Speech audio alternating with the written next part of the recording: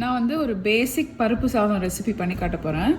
நீங்கள் ப்ரெஷர் குக்கர்லேயும் பண்ணலாம், இல்லைனா ரைஸ் குக்கர்லேயும் பண்ணலாம், இல்லை இன்ஸ்டன்ட் பாட்லேயும் பண்ணலாம். நான் வந்து இன்றைக்கி என்னோடய இன்ஸ்டன்ட் பாட் 3 quart இன்ஸ்டன்ட் பாட் யூஸ் பண்ணி பண்ண போகிறேன். இது வந்து குழந்தைங்க சாப்பிட்ற மாதிரி ஒன்றுமே அதில் எந்த விதமான காரம் ஒன்றுமே கிடையாது. சாதாரண பருப்பு சாதம். ஸோ இதுக்கு வந்து நான் ஒரு பச்சரிசி 1 கப் பச்சரிசி எடுத்திருக்கேன். இது வந்து நம்ம ஊற வைக்கணும். மினிமம் 4 மணி நேரமாவது ஊற வைக்கணும். அப்புறம் இதில் வந்து பாசிப்பருப்பு 1/4 கப், 1/4 கப். அப்புறம் துவரம்பருப்பு 1/4 கப். திரும்பவும் சொல்கிறேன், அரிசி வந்து ரைஸ் வந்து 1 கப்பு, பாசிப்பருப்பு 1/4 கப்பு, துவரம்பருப்பு 1/4 கப்பு. ஸோ சப்போஸ் உங்களுக்கு பாசிப்பருப்பு மட்டும்தான் இருக்குன்னா அது 1/2 கப்பு போட்டுக்கோங்க. ஸோ ரேஷியோ வந்து 1 கப் ரைஸ் 1/2 கப் பருப்பு, இதான் ரேஷியோ. மற்ற இன்க்ரீடியன்ஸ் எல்லாம் நான் இது ஊறட்டும், நான் அப்புறமா காட்டுறேன்.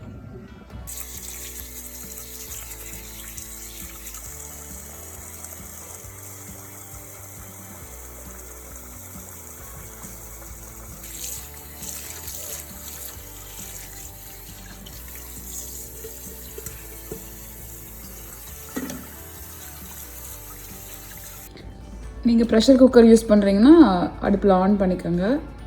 நான் வந்து இன்ஸ்டன்ட் பாட் யூஸ் பண்ண போகிறேன். ஸோ இதில் வந்து 1 டீஸ்பூன் சீரகம் போடுறேன், 1 டீஸ்பூன் உப்பு போடுறேன்,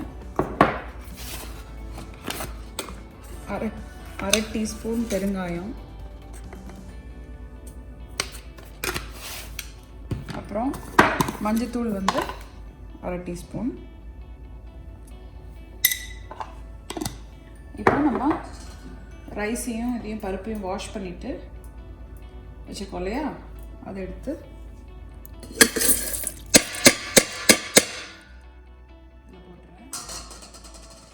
இப்போ வந்து 1 கப் அரிசி 1/2 கப் பருப்பு போட்டிருக்கேன் இல்லையா, இதுக்கு 3 கப்பு தண்ணி ஊற்ற போகிறோம்.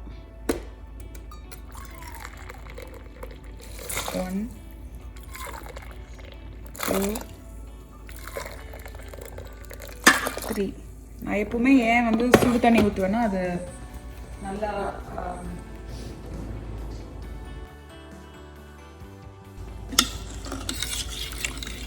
ஏன் சுடு தண்ணி ஆட் பண்ணுறேன்னா அது சீக்கிரமாக குக் பண்ண ஆரம்பிக்கும், ப்ராசஸ் சீக்கிரம் ஆரம்பிக்கும். அதுக்காக தான். இன்னும் கொஞ்சம் கொலைய வேணும் அப்படின்னு நினச்சிங்கன்னா இன்னும் ஒரு 1/2 கப் நீங்கள் தண்ணி ஊற்றிக்கலாம்.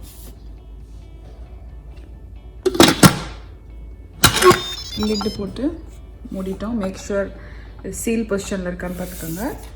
இப்போ இங்கே வந்து ப்ரெஷர் குக்கர் ஆன் ஹை மோடில் இருக்குது. 6 மினிட்ஸ்க்கு வைக்கலாம். கீப் வார்ம் ஆஃப் பண்ணிடுறேன்.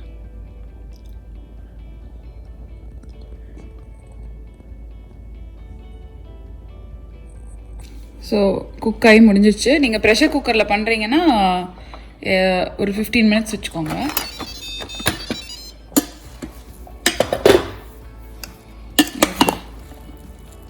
இப்போது நல்லா கொஞ்சம் நெய் போட்டு, நிறைய நெய், அது பயந்துடாதீங்க, அதோட ஃப்ளேவரே அந்த நெய் தான்.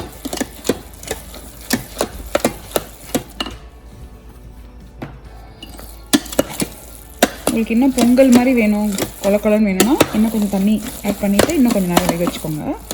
பட் இது எனக்கு கரெக்டாக பருப்பு சாதம் டெக்ஸ்சர் இருக்கிறனால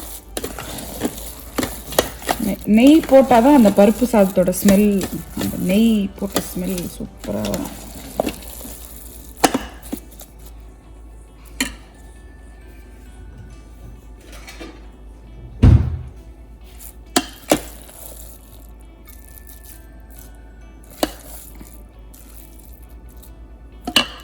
பிரமாதமான பருப்பு சாதம் ரெடி.